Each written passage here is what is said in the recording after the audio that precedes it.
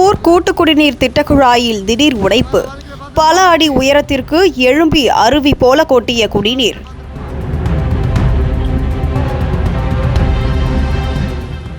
மேட்டுப்பாளையம் பவானி ஆற்றிலிருந்து சாமண்ணா நீரூற்று நிலையத்தில் நீர் உறிஞ்சப்பட்டு ராட்சச குழாய் மூலமாக திருப்பூர் மாநகராட்சிக்கு மேட்டுப்பாளையம், அன்னூர், அவிநாசி வழியாக குடிநீர் கொண்டு செல்லப்பட்டு வருகிறது.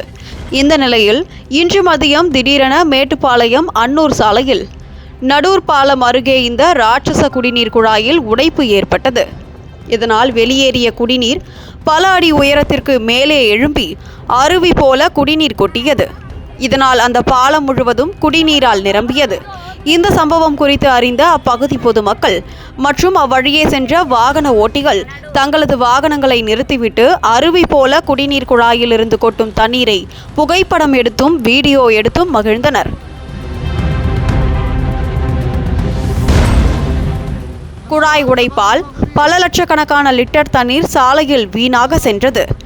இது குறித்து அறிந்த தமிழ்நாடு குடிநீர் வடிகால் வாரிய அதிகாரிகள் மற்றும் திருப்பூர் மாநகராட்சி குடிநீர் திட்ட அதிகாரிகள் விரைந்து வந்து குடிநீர் குழாய் உடைப்பை சீரமைக்கும் பணியில் ஈடுபட்டு வருகின்றனர்.